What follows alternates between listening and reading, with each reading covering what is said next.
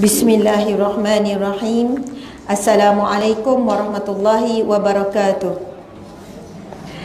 Alhamdulillahi rabbil alamin.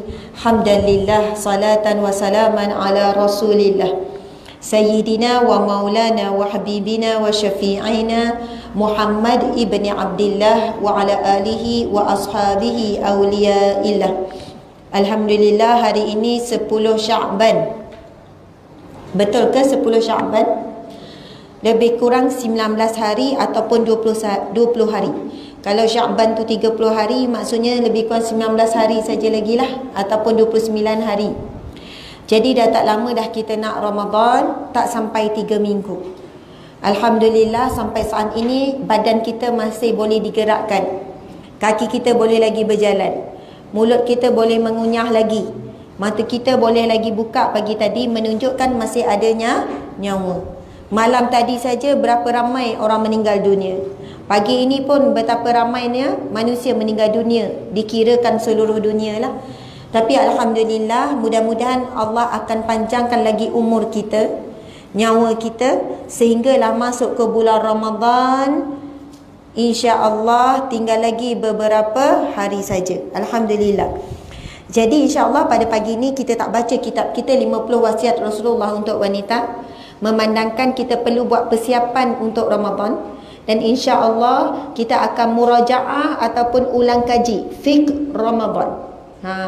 Jadi bila kita sebut fiqh Ramadan, fiqh ni maksudnya, fiqh ni pengetahuan ataupun kefahaman.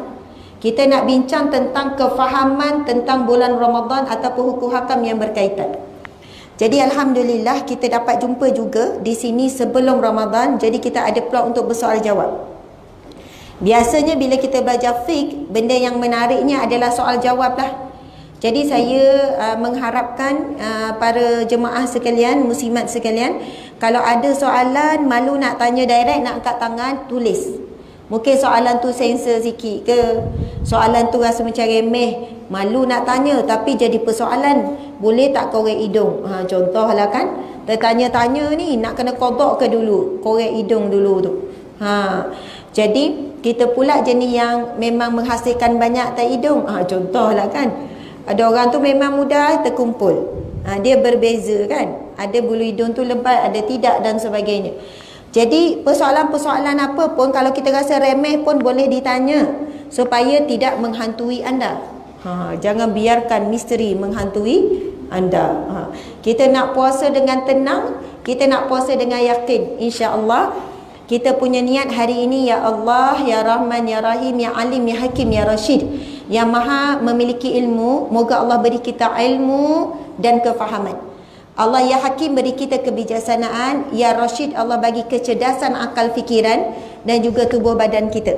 Mudah-mudahan kita ni akan disediakan oleh Allah untuk betul-betul ready nak masuk bulan Ramadan. Dan Ramadan kali ini adalah Ramadan yang terbaik sepanjang hidup kita.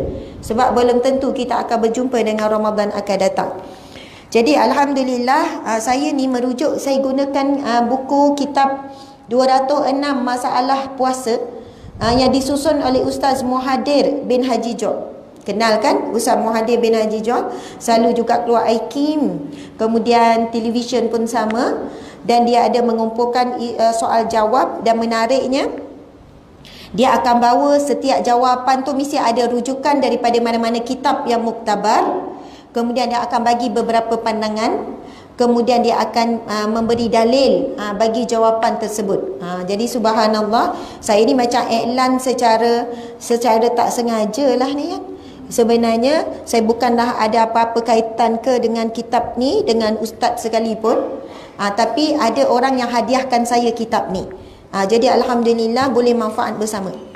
Jadi dia soalan dan jawapan. Jadi kita mudahlah. Mungkin soalan yang disusun itulah juga persoalan kita.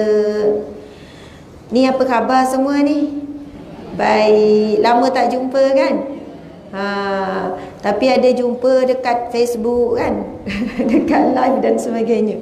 Masya Allah, ada hikmah tu. Lama tak jumpa, lamalah menyulam rasa rindu, insya-Allah. Ke tak rindu langsung ni? Buat-buatlah rindu ya. Supaya saya rasa macam dihargai lah. Okey, subhanallah. Bahagian pertama ni soalan umum. Kefarduan puasa Ramadan. Ini perbincangan bila puasa Ramadan mula diwajibkan. Maksudnya bila ni, masa ni umur Nabi berapa, tahun kenabian berapa ataupun tahun hijrah berapa. Puasa Ramadan telah diwajibkan pada bulan Sya'ban tahun 2 Hijrah. Tahun 2 Hijrah. Mengikut Asy-Syarqawi, Rasulullah telah berpuasa sebanyak 9 kali Ramadan. Baginda wafat pada tahun 11 Hijrah. 8 bulan sebanyak 29 hari dan 1 bulan genap 30 hari.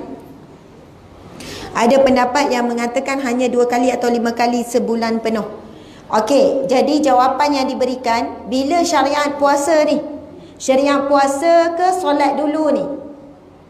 Solat dululah. Solat peristiwa Isra' Mi'raj berlaku sebelum hijrah, iaitu pada tahun ke-11 kenabian.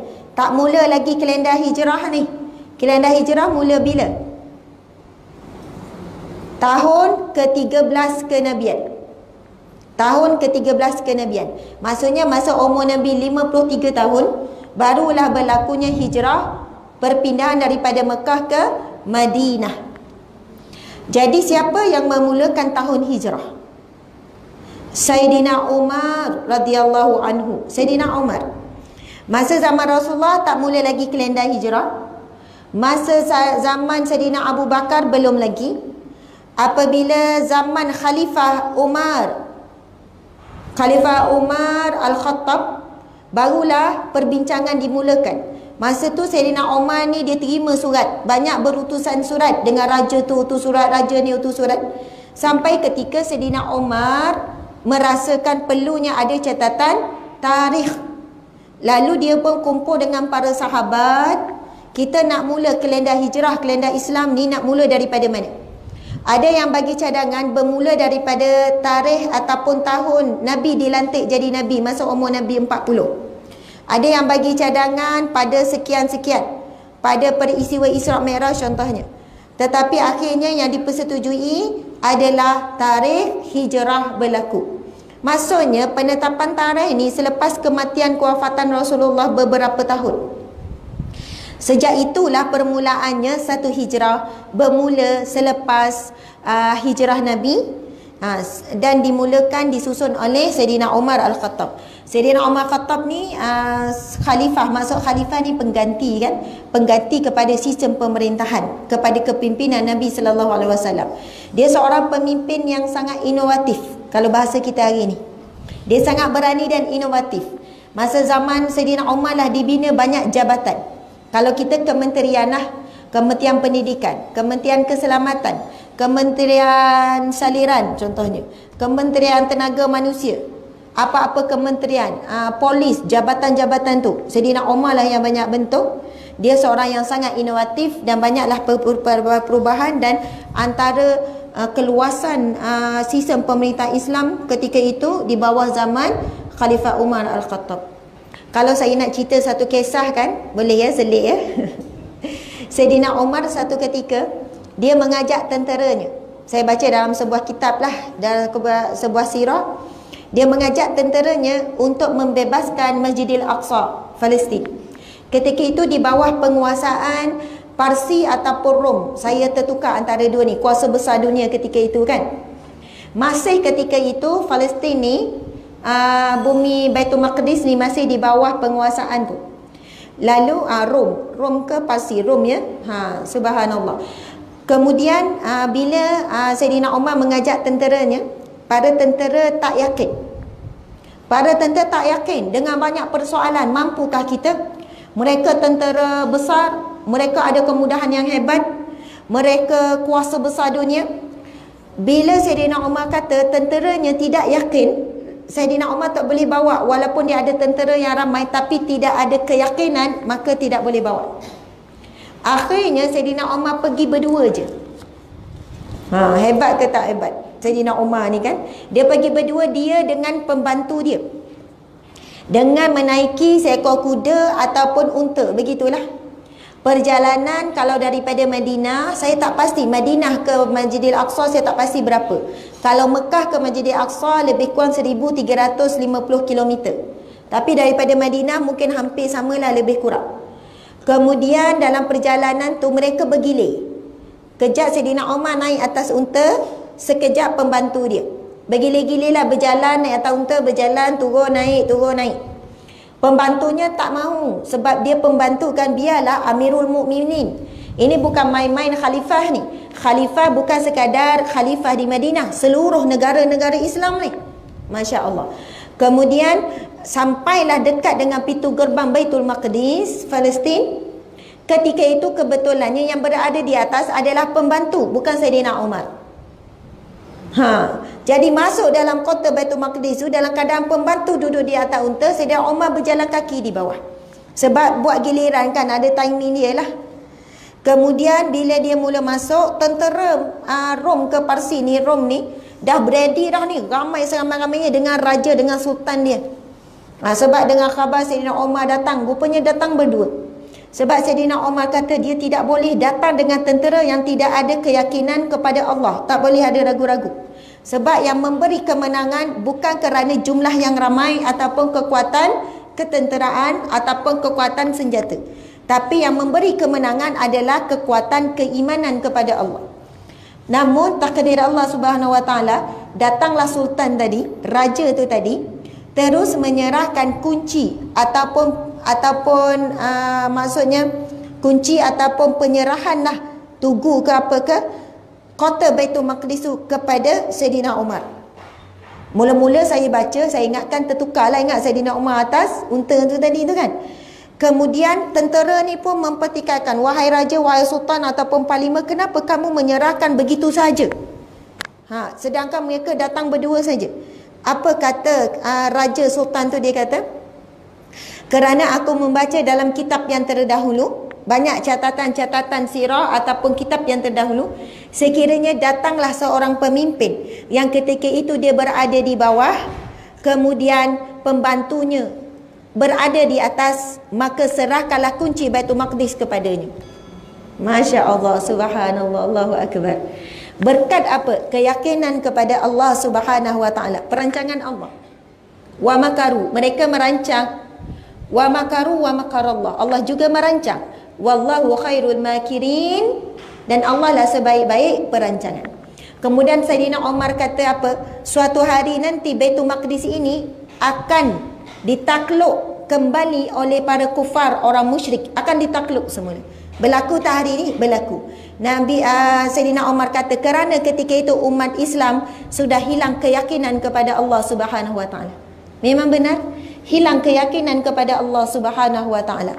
Mengundur, akhirnya di dalam penguasaan Yahudi, Israel. Kita bukan kata umat Islam di Palestin saja, kita sendiri pun sangat kurang yakin dengan Allah Subhanahu Wa Taala.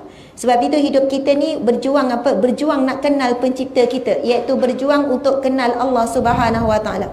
Untuk kita kenal Allah, kita minta dengan Allah kan? Jadi Allah kenalkan dia di sebalik ujian-ujian. Setiap apa yang berlaku dalam hidup kita, ujian ataupun nikmat, sebenarnya Allah sedang memperkenalkan dia kepada kita. Dalam keadaan kita marah kepada seseorang, Allah kenalkan sifatnya, ya afu, ya ghafar, ya tawwab. Dia tu maha pemaaf, yang maha pengampun, yang maha menerima taubat. Kamu sesama manusia susah nak memaafkan sama manusia, sedangkan bukan kita yang ciptakan anak yang kecilkan hati kita, bukan kita yang ciptakan suami. Kita tak ada apa-apa pun dalam pembesaran manusia yang lain yang menyakitkan hati kita. Tapi Allah yang ciptakan kita, Allah sentiasa memaafkan kita. Masya Allah, Alhamdulillah. Jadi itulah sikit sebanyak tu tiba-tiba tu kan. Ustazah ni kadang suka melencong, tapi masih lagi dalam lingkungan ilmu, insya-Allah. Kita faham sebab apa sekarang ni tengah buat renovation surau ni, nak luaskan kawasan muslimat ya, untuk sambut Ramadan. Kemudian surau ini juga dah naik taraf kepada surau masjid kan, surau Jumaat. Jadi solat Jumaat mungkin melimpah ruah lah ni kan. Jadi insya-Allah ada rezeki ni, sedang renovate ni, mudah-mudahan selesai sebelum masuk Ramadan. Insya-Allah. Okey, kita tengok istilah Ramadan. Ketika orang Arab dahulu hendak meletakkan nama-nama bulan Ramadan bertepatan dengan musim panas, sebab itulah dinamakan dengan Ramadan, yang bermaksud panas terik matahari. Ada juga yang mengatakan dinamakan Ramadan kerana bulan ini mampu membakar dosa-dosa yang telah dilakukan. Jadi bila sebut nama Ramadan tu maksudnya panas membakar. Jadi ada ulama mengatakan membawa maksud dia membakar dosa-dosa. Mudah-mudahan Ramadan nanti akan membakar sifat-sifat mazmumah dalam diri kita. Penyakit-penyakit hati yang mengotori hati kita, dia akan bakar semua, insya-Allah. Tapi jangan tunggu Ramadan. Saya tunggu Ramadan nak bersih hati. Sekarang ni tak apalah ngumpat lagi. Ni baik kita ngumpat sebelum masuk Ramadan. Nanti kita bersihlah dalam Ramadan. Orang masuk Ramadan tanpa menyucikan hati, na'udzubillah, tak jumpa Ramadan tu. Perangai dia bahkan lebih dahsyat, na'udzubillah. Dan ada hadis Nabi SAW, Nabi bersabda, Allah tidak mahu memandang, Allah tak pandang siapa yang berpuasa, yakni di bulan Ramadan, tapi tidak meninggalkan kata-kata yang keji. Masih berkata keji. Kadang-kadang kata keji ni tak nampak pada mulut, tapi melalui tulisan. Contohnya, kita baru pilihan raya rantau, betul tak? Alhamdulillah, tahniah kepada yang menang. Tahniah juga kepada kedua-dua pihak sebenarnya. Masing-masing bekerja dengan keras. Kepada yang menang, insya-Allah kita doakan menjalankan amanah dengan terbaik. Amanah itu bukan hasil daripada undian. Amanah itu hakikatnya datangnya daripada Allah Subhanahu Wa Taala, perantaranya adalah undian itulah. Dan kepada yang tidak menang pula, meneruskan perjuangan untuk sebagai sebuah kerajaan yang memberi keamanan dan juga kedudukan yang paling terbaik untuk agama Islam kita, insya-Allah. Subhanallah. Doakan baik-baik je semua kan. Tapi saya cuma contohlah. Bukannya orang muda-muda, kadang orang-orang tua pun boleh maki hamun dalam bab politik ni, betul kan? Boleh keluar je perkataan yang keji. Boleh keluar perkataan yang keji melalui tulisan ataupun mulut dia rasa nak marah. Allah datangkan orang yang kita tidak suka, orang yang kita menyampah, orang yang sampai tahap kita rasa benci, contohnya lah kan. Allah nak uji kita ni mampu tak nak menjaga lidah kita daripada berkata keji. Kalau kita berhadapan dengan orang yang kita suka, orang yang kita sayang, tak susah nak jaga lidah, betul tak? Semua yang keluar manis-manis saja. Dengan orang yang kita suka, orang yang kita sayang, orang yang kita sanjung, orang yang kita muliakan. Tapi saat Allah menghadapkan kita dengan orang yang kita sakit hati, kita geram sampai tahap kita rasa tak boleh tengok muka dia. Tapi muka dia jugalah yang keluar dekat Facebook kita, contohlah kan. Cerita-cerita yang kita rasa menjatuhkan maruah umat Islam dan sebagainya. Saat itulah Allah sedang menguji kita, mampu tak kita jaga lidah kita. Walaupun cakap seorang-seorang je. Kan marah seorang, marah seorang. Tapi lidah kita telah menyebutkan perkataan yang keji. Masya Allah. Rasulullah pernah menegur Sayyidatina Aisyah, betul kan? Aisyah masa tu dia sebut, ya Rasulullah, cukuplah bagi Safiyah yang pendek. Safiyah ni wajahnya pun cantik, antara saingan Sayyidatina Aisyah. Tapi dia punya fizikal pendek sikit. Pendek ni bukan hina sangat. Cuma yelah pendek. Tu panjang, itu lebar. Tu biasa kan kita kan. Nak mudah ingat. Siti yang mana? Yang rendah-rendah tu, yang rendang tu, sedap sikit kan. Siti yang mana? Yang lonjong tu, mudah ingat. Jadi tapi masa tu Aisyah sebut dengan nada sedikit merendahkan Safiyah. Kemudian Rasulullah bila dengar, Rasulullah sebut apa? Wahai Aisyah, sekiranya kata-katamu itu direndamkan dalam satu lautan, maka lautan itu akan membusuk. Satu lautan akan membusuk. Bukan perkataan maki hamun ni sebut wawi lah apalah. Kan perkataan-perkataan tu saya baca tu kan. Kes macam-macam. Contoh. Kita tahu itu perbuatan manusia. Contoh je saya sebut ni ya. Bukannya nak Ustazah ni sebut politik. Contoh. Nak selamat sebut contoh. Tak ada, bukan nak sebut politik. Kan berlaku aksiden kereta polis tu kan. Di Bukit Cedang tu. Kereta polis di Selongkar ke apa, polis dicek tu. Saya ni kadang-kadang ada masanya baca juga komen netizen tu kan. Baru sejam dah ribu-ribu dah komen bawah tu. Kalau berani bacalah. Semua keluar maki hamun. Maki hamun. Nama semua orang Islam. Nak sebutnya, memang marah, memang tak suka. Contohlah kan, memang marah, memang tak suka. Tapi Allah wujudkan peristiwa itu berlaku. Hikmahnya antaranya, nak menguji umat Islam, mampu tak nak menjaga lidah. Ada orang, dia marah pun dia tak keluar perkataan keji tu. Dia takkan maki hamun tu. Bukan itu caranya Islam nak tunjukkan kemarahan ataupun nak marah, biarlah marah kerana Allah. Cara petunjuk Allah dapat pahala. Betul kan? Subhanallah. Kita ni di Malaysia ni dah jadi budaya dah maki hamun. Sepatutnya kita membudayakan doa. Betul kan? Doa. Ya Allah berilah dia hidayah. Kita tengok ada pemimpin yang kita tak suka. Ya Allah berilah dia hidayah. Ya Allah, kalau dia dapat hidayahmu, dapat petunjukmu, bimbinganmu, Ya Allah, nescaya ramailah yang akan ikut akhlak dia yang baik. Ini tak, bila ditunjukkan akhlak yang tidak baik oleh sesetengah pemimpin, masa itulah berlumba-lumba untuk memaki hamun berjemaah. Na'udzubillah min zalik. Walaupun kita kata ini sekadar komen saya, siapa yang tak setuju terpulang, minta maaf kalau komen saya ni sekian-sekian. Ya, silakan untuk komen, tetapi semuanya akan dihisap oleh Allah Subhanahu Wa Taala. Ini sekadar pendapat saya. Anda feel free to not agree, kan? Anda bebas untuk tidak bersetuju. Ya, tetapi kita tidak akan dilepas daripada akan dihisap dengan apa yang kita komen, apa yang kita tulis, apa yang kita perkatakan. Masya Allah. Sebab itu Nabi kata, orang yang selamat di zaman fitnah akhir zaman ini adalah orang yang banyak diam. Nabi kata, man kana yu'minu billahi wal yaumil akhir falyaqul khaira aw liyasmut. Tapi kalau berkata yang hak, yang benar, cakaplah, dibenarkan, tapi dalam keadaan yang berhemah, berakhlak mulia. Jangan hilang akhlak kita sebagai umat Islam, insya-Allah.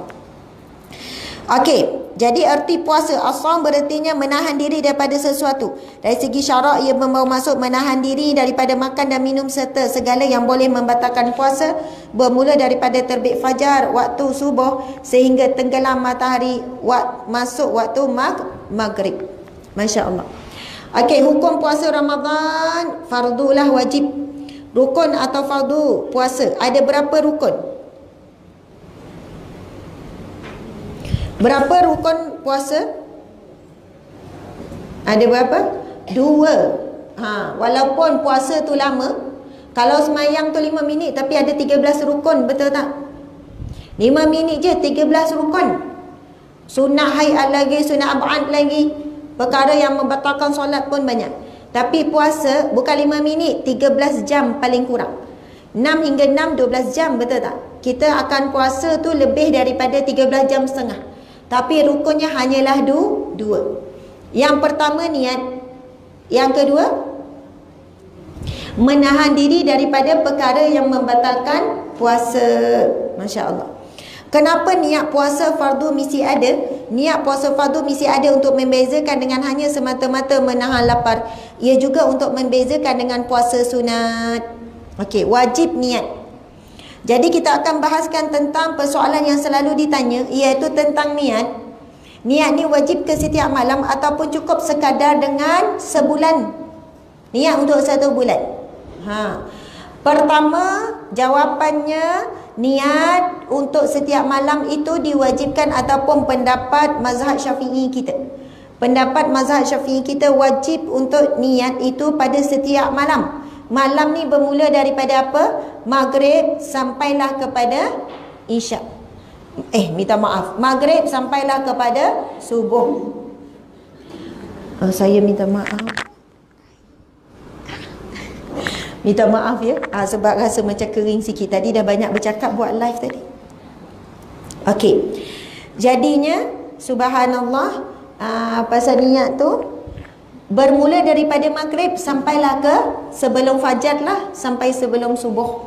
Boleh lagi, itu tempoh kita pasang niat.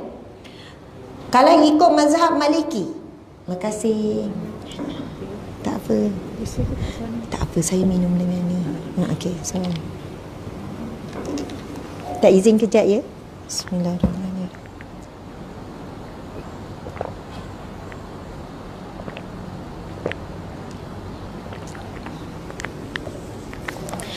Baiklah, ikut mazhab Maliki boleh niat tu untuk 1 bulan.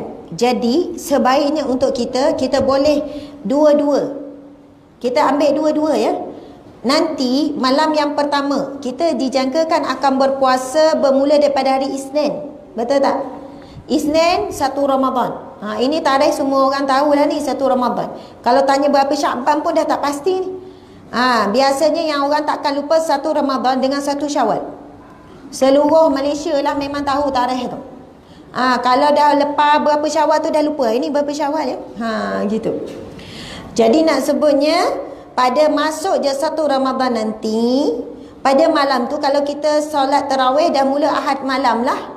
Betul tak?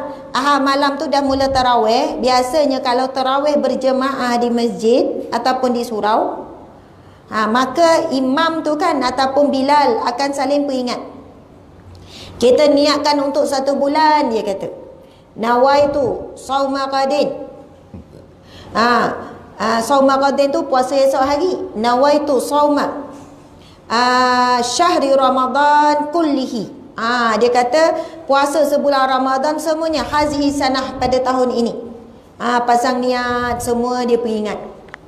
Lepas tu pagi esok kita bangun sahur, kita pun niat balik ataupun sebelum tidur, bang niat kita puasa esok. Ya, takut tak terkejut sahur. Tak boleh kita cakap dekat suami, cakap niatlah. Tadi imam dah tolong niatkan. Tak boleh, tak sah. Niat imam dah niatkan tadi untuk semua orang. Tak, niat masing-masing. Imam hanya mengingatkan saja. Takut dia dengar imam baca, ya, selesai. Sah. Dia belakang duk sah. Betul tu, imam baca betul tu, cuma salah makhraj je. Contoh benda lain pula yang dia dengar, rasa tak rasanya. Tapi imam ni tak apalah, kira sah lah tu. Yolah, niat imam tu sah, niat kita ni. Jadi bila imam sebut tu, kita pun sebut sama-sama, kita pun pasang niat sekali untuk 1 bulan. Mudah-mudahan kalau ada harinya yang kita terlupa untuk niat pada malamnya, malam ni start maghrib sampai subuh, maka dikira bolehlah selamat ataupun diguna pakai yang kita dah niat 1 bulan tu. Masya Allah. Isu ataupun persoalan tentang solat tarawih, mana lebih afdal, di masjid, di surau ataupun di rumah? Saya tak sempat tak tengok ni kat mana perbincangan ustaz ni. Mana lebih afdal ni? Solat di rumah ke, di surau ke, di masjid? Khilaf ulama ni. Sebelah sini surau, sebelah sini rumah. Dia awal-awal tu dia pegang dulu pendapat afdal di masjid. Lama-lama dia dah mula ngantuk semayang pun dah kiri kanan. Orang perempuan afdal di rumah, bang, awak pergilah, nanti kejut saya. Dah guna pula dalil yang lain. Awak ni berubah-ubah. Kan? Jadi nak sebutkan di sini, kita tengok sejarah solat tarawih ni. Memang solat tarawih ni solat sunat muakkad yang sangat dituntut hanya berlaku di bulan Ramadan sahaja. Perintah awal Rasulullah solat di masjid. Rasul solat di masjid. Bila Rasul solat di masjid, kemudian ada je yang ikut di belakang Rasulullah.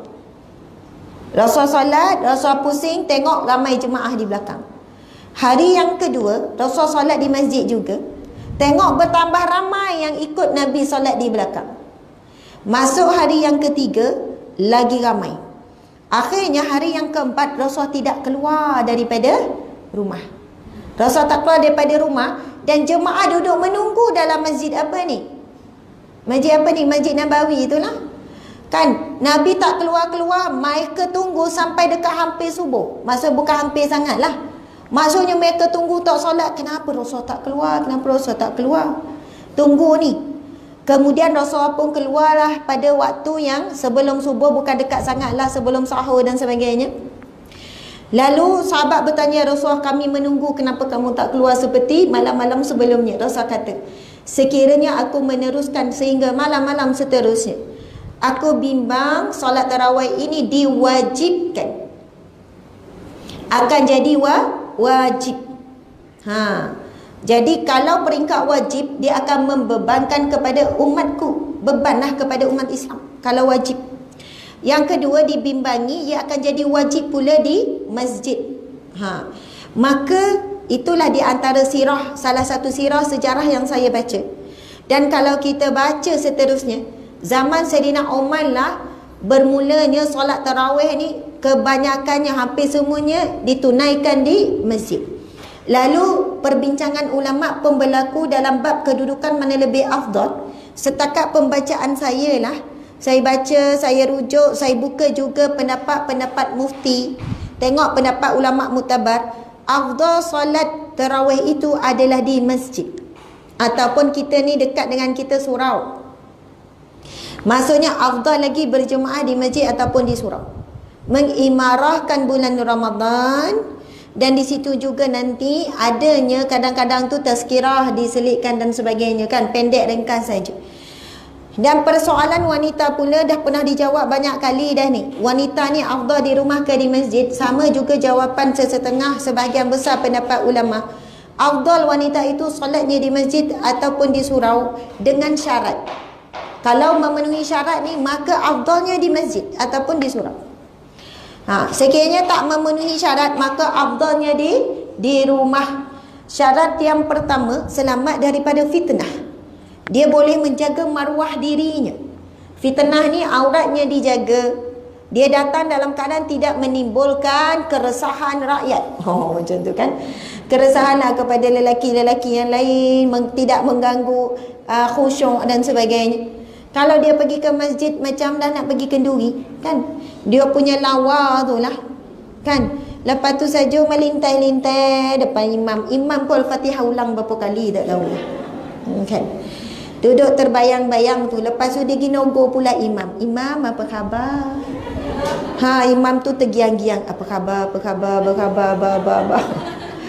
Yelah, kita cakap takkanlah sampai macam tu Ustazah. Subhanallah. Sebab apa? Kita tahu fitnah, ujian yang paling berat bagi lelaki, tak kira lah, adalah fitnah wanita. Sebab itu kita dilarang untuk melembutkan suara kita, melunakkan suara. Itu disebut dalam firman Allah tu, janganlah dilunakkan suara kamu wahai para wanita, sehingga kan ada penyakit dalam hati manusia yang berpenyakit. Maksudnya hati kita ni memang ada sakit, timbul tambah penyakit lagi. Sebab itu bila perbincangan tentang bab bagi salam, kita pun kalaulah salam kita boleh timbul fitnah, tak afdal bagi salam kan. Bertembur datang, Assalamualaikum, Assalamualaikum. Balik rumah lain, Assalamualaikum. Salam nak masuk rumah lain pula, Assalamualaikum. Buka pintu, dengar tak saya bagi salam? Marah dengan suami, tinggi pula. Awak buat apa? Gimana? Tidur? Macam tu kan. Tapi bila bertembung dengan jiran-jiran lelaki, Assalamualaikum.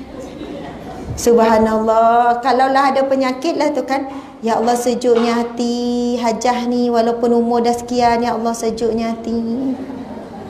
Suami dalam rumah panasnya hati nengok isteri, dan dengan jiran kamai lembut lagi. Gitu. Sebab itu ya, kalau bagi salam tu memanglah pahala, memanglah afdal. Tetapi kalau sampai boleh menimbulkan penyakit hati, tak afdal dah. Contohlah kan orang nak mengawak, Assalamualaikum, tak jawab berdosa. Nak jawab ke? Waalaikumsalam. Tak payah jawab lah. Dia bukan bagi niat untuk doakan kesejahteraan, tapi nak memulakan maksiat. Dia kan bagi salam kot belakang, kita pun pusing, Waalaikumsalam. Makcik rupanya, dia cakap. Daripada belakang ingat orang muda. Rupanya Wan. Dia pun tak jadilah tu. Okey, nak sebut tu apa tadi tu, berkaitan dengan apa sebenarnya sampai ke situ tu ya?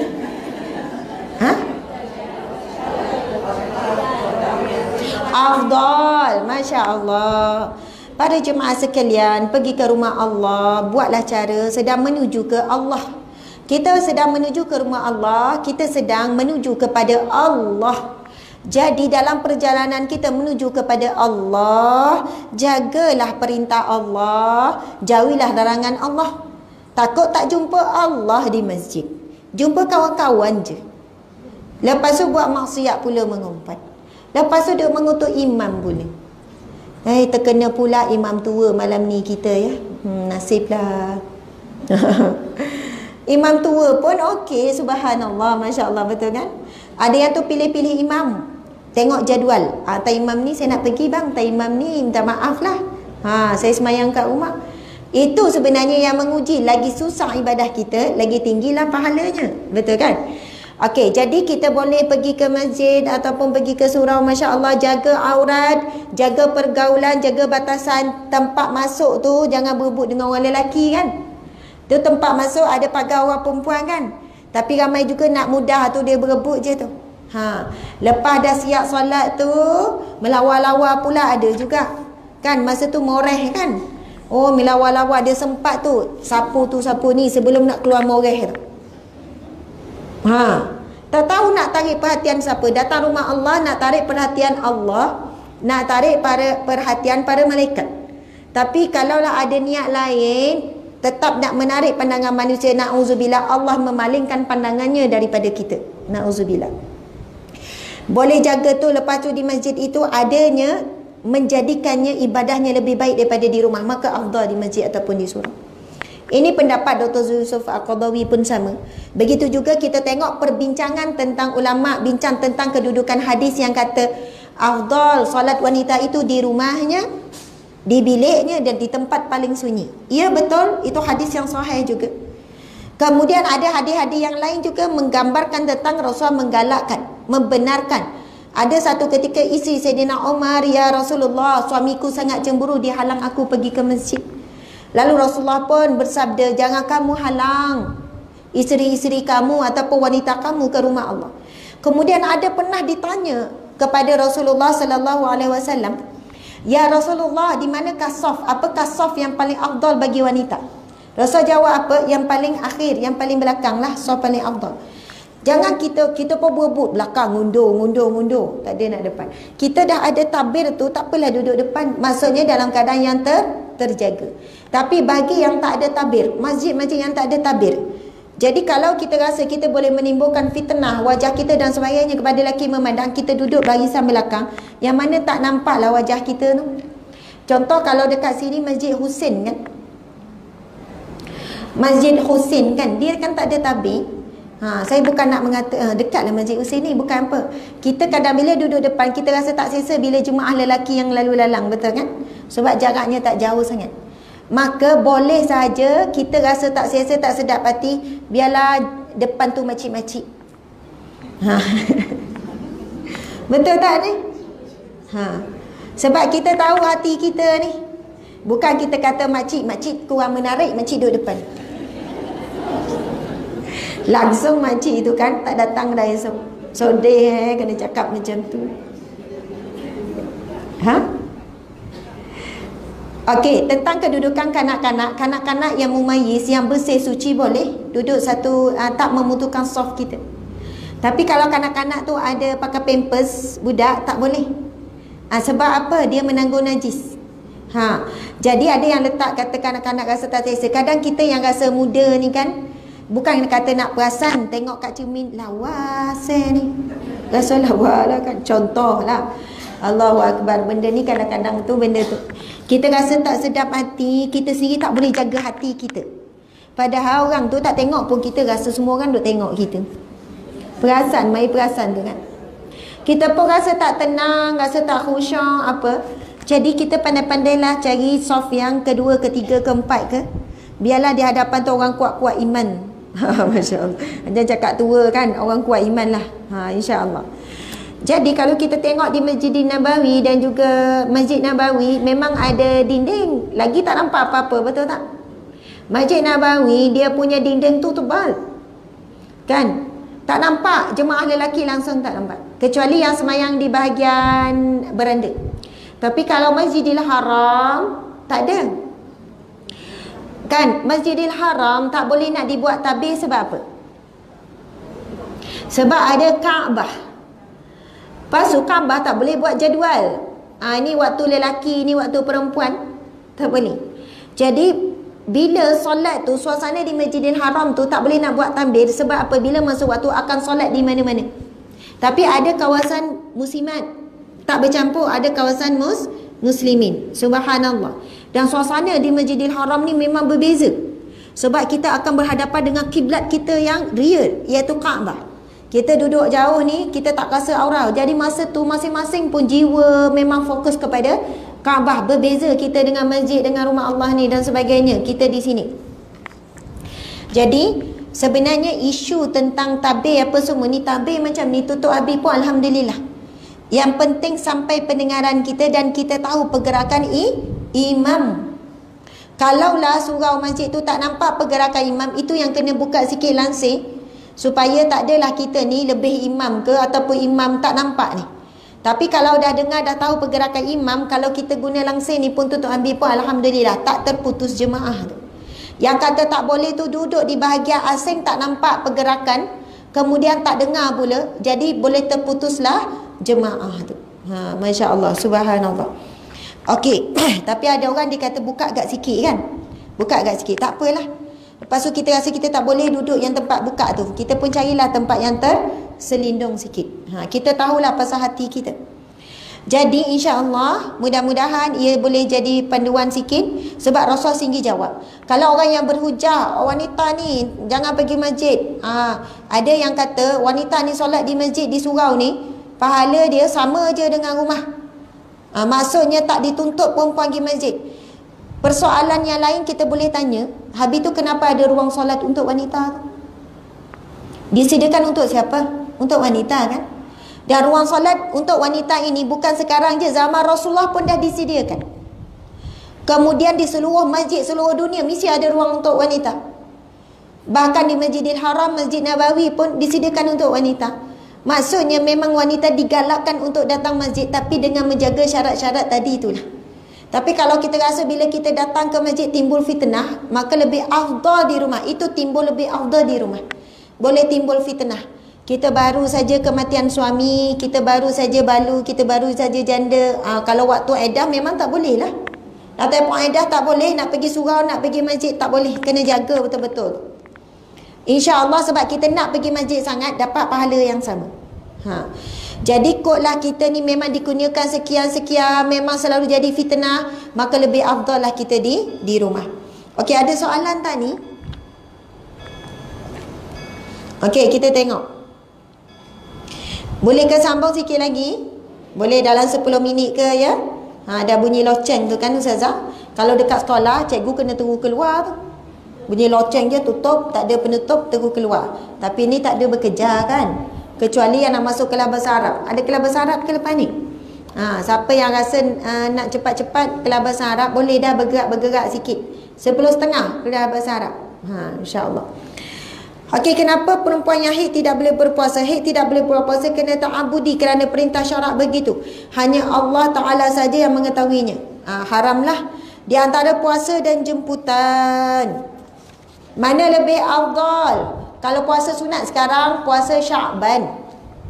Sunat Sya'ban kan? Lepas tu tiba-tiba ada jemputan. Jemputan sepenuh Ramadan. Ini juga masyarakat kita sekarang dah mula. Saya dulu, masa kerja dulu kat Jabatan Agama lah kan, sebelum Ramadan ada ramai orang buat makan-makan. Kat sini buat tak macam tu? Kan ada rumah ni buat makan sempena Ramadan, dia kata. Sempena nak sambut Ramadan. Siapa buat tu jangan lupa jemput saya ya. Kan? Nombor telefon boleh dapat daripada Puan Safura, Hajar Safura. Macam tu sekali lah tu. Okey. Kalau dulu di jabatan dulu, setiap bahagian tu, kejap bahagian halal, buat jamuan sempena Ramadan. Kejap bahagian ni, Jabatan Agama ada 7 jabatan, semua jabatan buat jamuan sempena Ramadan, jemput bahagian-bahagian lain. Buat makan-makan sebelum Ramadan. Ada juga macam tu. Kadang mungkin kita ni kan berkumpul keluarga ni, kumpul anak beranak lah sebelum Ramadan, berkumpul sekali. Lepas tu buat doa selamat ke apa ke, wallahualam. Bertembunglah pula kita, kan kita puasa Sya'ban ni, kemudian ada jemputan. Mana lebih afdal ni? Teruskan puasa ke terima jemputan? Laju terima jemputan. Tengok menu Ustazah, tengok menu. Time menu tu dikata nasi Arab ni. Lepas tu ada laksa Penang. Lepas tu, menu sedap lah ke? Bang, saya rasa kan saya pernah dengar afdal terima jemputan. Tiba-tiba kalaulah yang jemput tu, jemputlah, ada buat makan sikit sepenuh Ramadan, tapi kita nasi lemak je. Saya ingat-ingatlah Ustazah ada ajar afdal kita teruskan puasa. Lagipun nasi lemak je, mengikut selera kita kan. Jadi benda ni disebut dalam kitab Riyadhus Salihin dalam bab menerima jemputan ketika puasa sunat. Nabi SAW menjawab dalam satu hadis. Nabi kata, ketika kamu sedang berpuasa patut terima jemputan. Nabi kata, kamu boleh berbuka puasa dan terima jemputan, dan ataupun kamu mendoakannya. Subhanallah. Bahkan ada hadis yang lain tu, afdal teruskan puasa lalu mendoakan. Kalau mampulah, kalau dah tergoda sangat tak ada masalah puasa sunat. Kan tergoda sangat, ya Allah Engkau lah paling maha mengetahui hakikat diriku ya Allah. Aku tidak mampu ya Allah. Masa tu luar perasaan pada Allah tu kan. Ya Allah, bukan dan tak nak puasa ya Allah, esok insya-Allah. Macam tu. Esok ada jemputan lain lagi pula. Lagi sedap pula. Okey. Tapi nak sebutnya, walaupun jemputan kenduri kahwin sekalipun, kebetulan kita ni berpuasa sunat, Rasulullah kata boleh saja sama ada kamu berbuka dan lalu makanlah, ataupun kamu mendoakannya. Pergi juga, tak payahlah nak heboh-heboh dan puasa ni asal orang jumpa dan puasa makanlah, dan puasa makanlah. Kita senyap-senyap saja kan, menyembunyikan puasa kita. Kemudian bila mungkin tuan rumah tanya, dah makan dah, alhamdulillah. Maksud kita sahur tadi itulah. Kita bukan nak menipu. Tapi kita kadang orang yang rapat dan puasa, bungkuslah. Dan bawa dah tu mangkuk tingkat tu. Ni kalau saudara mara boleh buatlah kan. Jadi kadang kita cuma jumpa tuan rumah, moga diberkati Allah majlisnya, diberkati Allah perkahwinan anaknya, diberkati Allah. Subhanallah. Maksudnya dua-dua pilihan, bukannya afdal makan, bukan afdal buka puasa. Nabi sebut dalam hadis tu, sekiranya kamu berbuka maka makanlah pun boleh, ataupun kamu teruskan berpuasa maka berdoalah untuk orang yang menjemput. Kita pun kalau macam puasa Syaban ni, orang tak ada masalah, tak kecil hati kalau kita cakap, minta maaf saya puasa, minta maaf, tapi saya doakan supaya diberkati Allah, dilimpahkan rezeki pada ni majlis, dirahmati Allah. Okeylah tu, subhanallah. Jadi insya-Allah mudah-mudahan bila bertembung tu kita buatlah pilihan yang tepat. Mengikut selera ke mengikut iman? Kalau ikut selera pun tak apa, tak ada masalah. Okey, kanak-kanak umur 10 tahun tidak mahu berpuasa. Kalau tak balik, tak wajib berpuasa. Balik wajib berpuasa. Puasa kanak-kanak sah ke tidak? Sah. Dan diterima ke tidak? Diterima. Dapat pahala? Dapat pahala. Masya Allah. Bukannya kita kata dia tak balik lagi tak dapat pahala. Tak, tetap dapat pahala. Masya Allah. Lailatul Qadar di tempat yang berbeza. Ni soalan yang lain. Balik sembuh, syarat wajib puasa, syarat sah puasa, dan juga rukun-rukun puasa kita dah, perkara yang membatalkan puasa. Secara ringkas ya, kita sebut antara soalan yang masyhur, yang selalu orang tanya, minta maaf lah, orang muda suka tanya soalan ni. Saya cuba jawab dengan ilmiah ya, bukan saja nak seronok-seronok nak jawab soalan ni. Sebab apa? Saya jawab ni mungkin orang live bulan Ramadan, sebelum Ramadan, tengah-tengah puasa, ramai orang muda akan mesej PM soalan ni. Ustazah, boleh batal ke puasa saya semalam? Kami berpeluk, kami rengan-rengan Ustazah, kami ada cium-cium, batal tak puasa? Batal tak? Batal. Peluk-peluk batal. Tak batal lagi ya, peluk cium. Confused tu kan. Ui, sudah. Ingat balik zaman muda dulu ni, kau nak kena qada ni. Kan. Okey, pernah satu ketika seorang sahabat Nabi tanya kepada Rasulullah soalan inilah.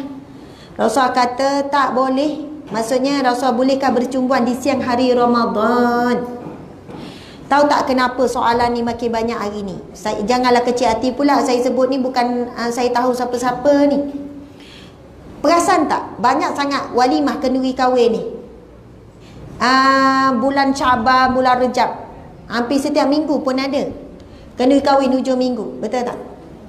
Sebab itu, bila orang baru kahwin ni, pasangan baru kahwin, baru pengantin baru 2 bulan, baru 3 bulan, lepas tu masuk bulan Ramadan. Hari bekerja boleh tahan lagi, dia kata Ustazah. Hari hujung minggu tu, duduk kat rumah. Sebenarnya nak sentuh-sentuh je, lepas tu terlajak. Break tak makan dia tu.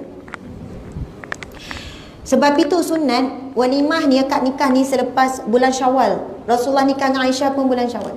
Tapi bila buat akad nikah ataupun walimah bulan Syaban, bulan Rejab, memang mencabar pasangan anak muda ni. Ingat tak masa kita muda dulu macam mana? Ke sama ya macam sekarang? Lain kan? Betul tak? Zaman muda baru dapat, Masya Allah, zaman bercinta hangat, gelora nafsu tu kan, memang lain, jauh berbeza. Sebab itu bayaran kafarah tu semakin meningkat. Semakin meningkat bayaran kafarah. Maksudnya makin ramai anak muda kita ni yang baru kahwin ni terbabas ni siang hari Ramadan ni. Hujung minggu pula kan? Masya Allah, subhanallah. Lepas tu tertengok pula on the way balik kerja tu, tertengok maksiat contoh. Lepas tu terangsang lah pula contoh lelaki ni kan, terangsang. Balik cuma nak gosok-gosok, lepas tu terbabas. Satu ketika ada seorang muda tanya, ya Rasulullah, bolehkah bercumbuan di siang hari Ramadan? Rasulullah kata tak. Maksudnya tak boleh. Ada pula lelaki yang kedua, dia tua sikit, tanya, Rasulullah kata boleh. Kenapa beza? Sebab orang muda biasanya tidak mampu menahan nafsunya. Jadi muqaddimah, ringan-ringan pun tak dibenarkan. Itu istilah yang selalu saya gunakan tahun lepas pun sama. Break tu makan ke tak? Sebab itu Rasulullah, Aisyah bila ditanya, Aisyah cerita Rasulullah mencium isteri. Rasul pun ada cium dia di siang hari Ramadan. Tapi Aisyah kata Rasulullah sangat kuat menahan nafsunya. Rasulullah sangat kuat menahan dirinya. Rasulullah boleh tahan dirinya. Sekadar cium mungkin dengan rasa kasih sayang, sekadar itu sahaja. Tapi kalau anak muda yang tak mampu mengawal, mula-mula dengan kasih sayang, lepas tu dah pun rasa keinginan. Dan keinginan tu bukan benda yang diharamkan, betul kan? Sebab itu sangat istimewa puasa bulan Ramadan. Disebut dalam satu hadis Nabi SAW, Allah berfirman kan, Allah berkata, Allah berfirman, hambaku meninggalkan makan dan minum dan nafsunya dan syahwatnya kerana-Ku. Kerana itu puasanya untukku dan aku akan membalasnya. Masya Allah. Jadi ulama bincang, adakah solat bukan untuk Allah? Adakah sedekah bukan untuk Allah? Semua ibadah adalah untuk Allah. Tetapi Allah sangat memuliakan, Allah sangat menghargai kepada hambanya, iaitu kita lah, yang tinggalkan makan minum bukan sebab tak ada makan dan minum. Makanan banyak, dalam peti banyak, duit banyak. Tapi kita sanggup tinggalkan 13 jam itu kerana Allah. Dan siapa orang muda ke orang tua meninggalkan syahwat dia kerana Allah, sedangkan dia boleh buat je senyap-senyap dalam bilik, lepas tu keluar macam biasa, buat macam puasa. Padahal boleh je masuk dalam tandas makan KFC ke, makan-makan, keluar buat lapar balik. Sebab puasa ni ibadah yang tak nampak. Kalau solat nampak, sedekah nampak, bayar zakat nampak, betul tak? Tapi puasa tak nampak. Dan puasa adalah satu ibadah yang selamat daripada riak. Ada ke orang boleh riak? Saya puasa, alhamdulillah hari ni saya puasa. Orang pun tengok dia. Semua orang puasa lah. Yelah saya puasa. Semua orang puasa lah. Puasa Ramadan ni selamat daripada riak. Tak ada orang nak riak dia puasa ke, tak ada. Sebab semua orang berpuasa dan ia jadi wajib. Dan orang tak tahu dia sedang buat ibadah 13 jam, dicatat pahala-pahala. Nampak buat nyapu, nampak biasa dua rehat, tapi dicatat pahala. Subhanallah. Dan siapa yang nak membatalkan puasa manusia pun tak nampak. Betul tak? Sebab itu Allah kata puasa itu untukku. Dia menahan lapar dan dahaga syahwatnya kerana-Ku. Subhanallah, Allahu Akbar. Ada hadis yang lain Nabi sebut Allah sangat mencintai orang muda tetapi meninggalkan nafsu mudanya kerana Allah. Maksudnya dia muda, ada nafsu muda, tapi dia kerana takut pada Allah, dia meninggalkan nafsu mudanya. Sebab itu kita tengok, kalau sekadar bercumbuan sahaja, tapi bercumbuan itu tidaklah sampai bertukar air liur. Kalau bertukar air liur maka batal puasa. Faham ya? Jadi kalau bercumbuan biasa, peluk sampai keluar air mani, batal puasa. Sekadar peluk-peluk, ustazah kami tak buat pun jima', kami tak berjima' sehari Ramadan, kami berpeluk tapi suami tak mampu menahan, akhirnya dilepaskan air mani. Perlu bayar kafarah ke? Perlu apa? Kalau mimpi basah siang hari Ramadan, mimpi basah siang hari Ramadan, tak perlu, puasa tak batal. Sebab tak sengaja tidur kan, mimpi mana boleh kontrol. Sebelum tu dia tengok ada benda yang merangsang, dia pun tertidur, akhirnya dia mimpi basah. Bangun-bangun tengok basah kan. Lepas tu mimpi basah, maka tak batal puasa sebab tak sengaja. Tapi kalau sengaja melakukan onani di siang hari Ramadan, batal puasa, dikira sengaja membatalkan puasa, berdosa besar dan ada azab yang sangat berat. Gambaran di dalam neraka orang yang membatalkan puasa. Sebab itu orang yang tahu berik dia tak makan, dia tak mampu menahan keinginannya, awal-awal lagi muqaddimah, berpeluk, bercium tu sendiri dah pemula haram. Sebab dah ada history dan dia tahu dia tak mampu nak mengawal. Jadi awal-awal lagi dah kena sekat. Ada orang tanya, ustazah nak buat macam mana? Kami baru kahwin. Pakai je kain semayang tu sepenuh masa. Biar betul ustazah. Saya dah buat tak berjaya juga, pakai kain kapan dah pula. Tu gurau-gurau je lah. Sebenarnya saya bagi tahu ustazah macam mana. Jadi walaupun dengan suami dalam rumah, pakailah pakaian yang manis, yang solehah. Ustazah kan dalam rumah dah, kalau suami tak boleh nak menahan, tak payahlah pakai seksi. Bulan Ramadan ni pakai, saya biasa pakai gini, kami kan berdua dah. Kalaulah itu menaikkan, merangsang nafsu suami, maka keluar tandas tu pakai baju siap-siap. Faham tak? Nak keluar tandas lepas mandi, pakai baju dah siap-siap. Sebab apa? Nak jaga batasan ni. Allah sangat mencintai ni mereka yang meninggalkan, melawan hawa nafsu ni, isteri ni. Suami kata, kenapa kau siap-siap? Nak jaga, saya jaga diri saya jaga awak. Kalaulah akhirnya terbabas kan, wajib bayar kafarah. Berlakunya jima' sehari Ramadan, berdosa besar, kena solat taubat, kena bertaubatan nasuha, bayar kafarah. Wajib qada bagi kedua-duanya, tapi bayar kafarah wajib suami saja. Bukan dua-dua kena bayar kafarah, suami saja bayar kafarah. Subhanallah, alhamdulillah. Itu soalan yang masyhur, suka orang tanya. Okey. Lepas tu ada orang kata kalau keluar lendir sahaja, iaitu air mazi je, sebab terangsang keluar air mazi, batal tak puasa? Tak batal, selagi mana tak keluar air mani. Tapi kalau dah jadi rutin, dia jadi buat benda tu, maka ia mengurangkan pahala puasa sebab dia melayani nafsunya. Ada soalan tak?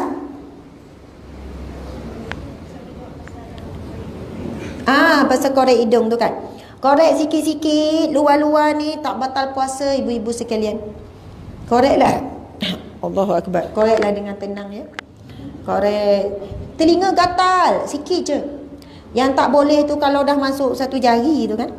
Tak adalah satu jari. Kita gatal ni hujung-hujung je. Sebab ada orang dia takut sangat, dia memang tak korek. Bila dia nafas keluar. Masuk, keluar, masuk, keluar, masuk. Orang dah bercakap ni, keluar, masuk, keluar, masuk. Kan? Anak-anak kita kadang kita perasan, kalau suami kita, kita boleh tegur, bang, ni ada, nampak tu. Betul tak? Tapi kalau orang luar, jadi kadang-kadang tu orang tengok dia bekerja kawasan yang berdebu, lagi banyak tai hidungnya. Kan? Kawasan-kawasan industri ke apa ke. Jadi boleh saja di bahagian rongga luar ni, yang tak boleh memasukkan sesuatu ke rongga dalam tu. Sebab dia bersambung dengan perut. Puasanya apa-apa yang masuk membatalkan puasa. Masuk tu dia bersambung dengan perut. Solat pula apa-apa yang keluar membatalkan solat. Terbalik dua tu. Apa-apa yang keluar membatalkan solat. Kentut, bercakap, apa-apa yang keluar lah membatalkan solat. Kentut memang tak batal lah puasa. Kalau nahan habislah bergelora tu kan. Apa-apa yang masuk membatalkan puasa, apa-apa yang keluar membatalkan solat. Faham ya? Terkencing masa semayang, terkentut masa semayang, apa-apalah, terketawa masa semayang, menguap, bunyi suara, batal. Tapi kalau nahan-nahan tak keluar suara, ataupun bunyi juga tak apa. Kalau okey, ni cium, dia keluar suara. Jadi apa-apa yang masuk ke rongga terbuka saja membatalkan puasa. Apa rongga terbuka? Telinga, lagi mulut, lagi apa lagi? Hidung, rongga terbuka. Lagi? Di bawah tu. Bawah tu. Antara dua tu. Kubur dan dubur tu. Depan dan belakang tu. Subhanallah. Oh, bunyi motor. Dia bagi dia sedap lah tu bunyi macam tu. Okey, kubur dan dubur. Kan depan dan belakang tu kalau masukkan sesuatu. Sama ada dimasukkan tiba-tiba nak buat pap smear siang hari Ramadan. Nak cek pap smear. Batal tak? Batal. Pap smear tahu kan nak cek pangkal rahim semua tu. Tapi kalau darurah, doktor kata kena cek puan, kita kena masuk kamera, tak dikira sebagai sengaja membatalkan puasa, tapi puasa tetap batal. Sebab kita dah masukkan sesuatu tu, tapi dia tidak dikira, insya-Allah tetap dapat pahala, nanti qada lah. Tapi kalau saja-saja doktor saya nak cek pap smear, sebelum Ramadan tak ada nak ceknya. Kalau doktor ni muslim, puan ada keperluan ke? Tak adalah, sajalah nak cek. Tunggu lepas raya lah ya puan. Kalau yang doktor muslimah lah yang faham kan. Okey, jadi memasukkan ke rongga dalam itulah yang membatalkan puasa.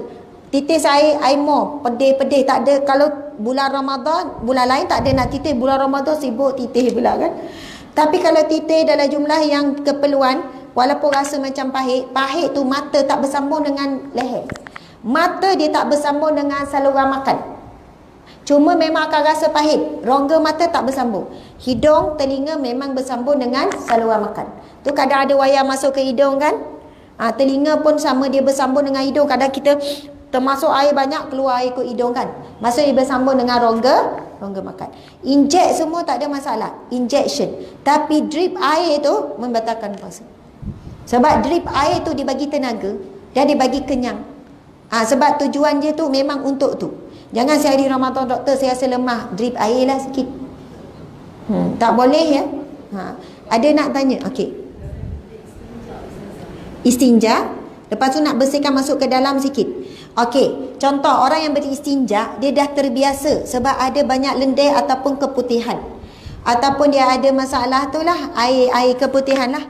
Maka bila bersih tu kan kita masuk, kita jangan masuk terlalu dalam, sebenarnya cukup bahagian luar je. Hanya menggunakan air yang lebih sedikit. Jangan terlalu masuk jari ke dalam, sebab dibimbangi puasa kita akan batal. Buang air besar. Jadi buang air besar pun sama. Kadang tu jangan membiasakan diri kita mengorek masuk ke lubang. Nanti kita punya daya kemutan tu akan terganggu. Jadi cukup kita basuh bahagian luar. Lepas tu kita pun kita biasalah dalam puasa tu kan kita kemut kan, supaya tutuplah lubang najis buang air besar tu. Kemudian kita basuh bahagian luar sahaja, jangan dikorek sampai ke dalam. Membersihkan dubur dan kubur ni, ketika buang air kecil ni jangan mengorek sampai ke dalam. Sebab bila kita mengorek tu bimbang masuknya bakteria atau kuman ke dalam. Okey.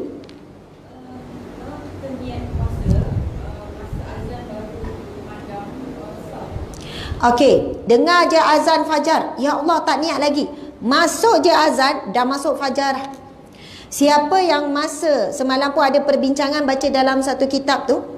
Kalau siapa yang contohnya lepas sahur, lepas dah siap sahur waktu imsak, tiba-tiba suami panggil kan.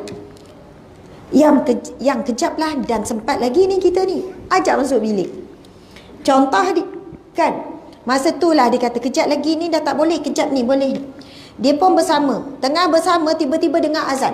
Wajib menyudahkan immediately masa tu juga. Bukannya kata nanti sampai habis azan boleh lagi ni.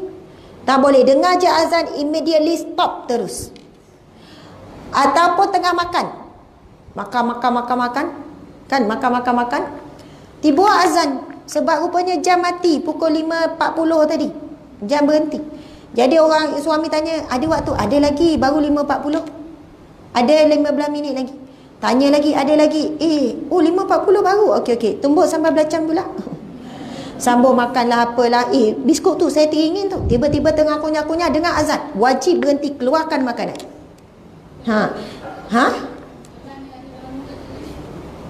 Sebaiknya yang lebih kuat pendapat kena keluarkan. Sebab dengar azan masuk fajar. Jadi soalannya kalau niat masa tu bila azan baru niat maka tidak sah. Kena niat tu sebelum masuk fajar. Tu fajar dah masuk tu. Masuk dah tu. Tapi kita dah buat niat sebulan tu kan. Walau bagaimanapun memang ada perbincangan di sana. Ada perbincangan. Yang mana kata masa tu sepanjang azan tu boleh lagi lah. Waktu azan tu boleh lagi minum air lah. Tapi kita menolak pendapat ini sebab pendapat ini pendapat yang lemah. Pendapat yang terkuat adalah Nabi sendiri mengamalkan imsak. Maksud imsak apa? Berhenti dulu sebelum masuk betul-betul azan. Dan sahabat kata lebih kurang 50 ayat. 50 ayat Al-Quran Nabi baca sebelum betul-betul masuk fajar. Sebab itu kita ada jadual imsak 10 minit kan sebelum masuk azan. Jadi berhati-hati. Zaman sekarang sebenarnya tak ada asbab. Sebab apa kita ada jadual, kita ada jam. Lepas tu kalau jam semua mati pun dalam rumah ada box Astro ke apa tu kan keluar juga jam tu masa. Lepas tu kita ada dengar kedengaran azan. Ini kalau KK duduk dalam hutan lah ni kot kan. Jam pun mati apa semua ni tak tahu apa semua.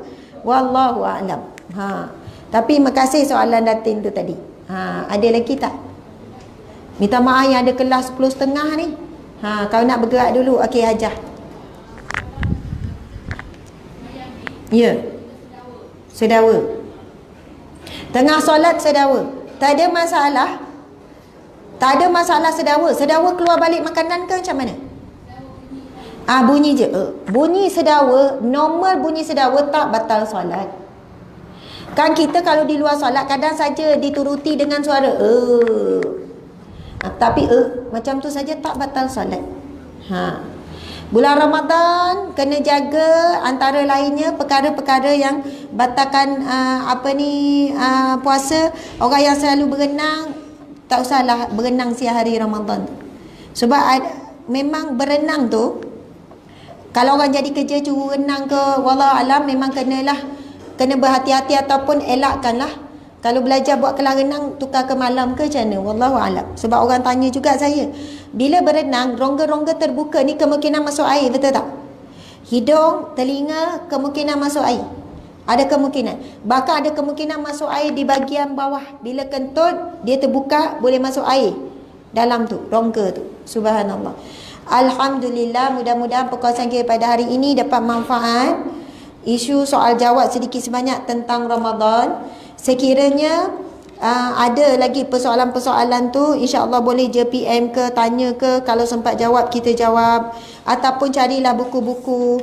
Buku ustaz ni pun memang sangat bagus, sangat boleh cari untuk bacaan kita. Jadi untuk masuk ke bulan Ramadan ni ilmu sangatlah penting, kerana ilmu itulah untuk membezakan status ataupun kedudukan taraf puasa kita insya-Allah. Saya mohon maaf salah dan silap. Saya pun maafkan semua. Hajah-hajah puan-puan pun tak ada buat salah apa-apa dengan saya. Sekiranya lah ada kan tercakap belakang ke apa semua tu dihalalkan, tak akan dituntut pun di akhirat kelak. Maaflah.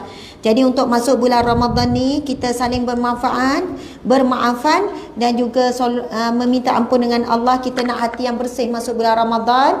Hati yang bersih masuk bulan Ramadan akan mampu menghidupkan kita, menguatkan diri kita untuk banyak beramal di bulan Ramadan. Sekian daripada saya, kita tangguhkan dengan tasbih kafarah dan surah wal asr. Bismillahirrahmanirrahim. Subhanakallahumma wa bihamdika asyhadu an la ilaha illa anta astaghfiruka wa atubu ilaik. Bismillahirrahmanirrahim. Wal asr innal insana lafi khusr illa allazina amanu wa amilus solihat wa tawasaw bil haqqi wa tawasaw bis sabr. Sadaqallahul azim. Sempat lagi ya, insya-Allah. Sekiranya kelas tu jadual tu tak bertembung, insya-Allah ada. Insya-Allah ada. Saya kan kejap tak tutup lagi kan. Saya nak sambung soalan Datin tu tadi. Siapa yang terlupa niat, dia tak niat sebulan dan tak niat malam, maka antara denda dia, nak katanya dia perlu juga menghormati bulan Ramadan dengan tak makan dan tak minum. Kecuali dia dah sahur tadi cuma dia lupa niat. Maksudnya dia tetap kena meninggalkan makan dan minum. Yang saya baca tu sebagai denda kepadanya kelalaian dia. Bukannya bila dia dah terlupa niat tu, dan terlupa tadi, dia pun makan. Kenapa makan ni dan terlupa? Bukan satu kelebihan bagi dia. Tapi kena denda kelalaian dia tidak memasang niat. Dia kena juga menghormati tidak dibenarkan makan minum. Sebagaimana orang uzur boleh makan minum. Tapi kena hormati orang yang berpuasa. Subhanallah. Terima kasih. Wabillahi taufiq wal hidayah. Assalamualaikum warahmatullahi wabarakatuh.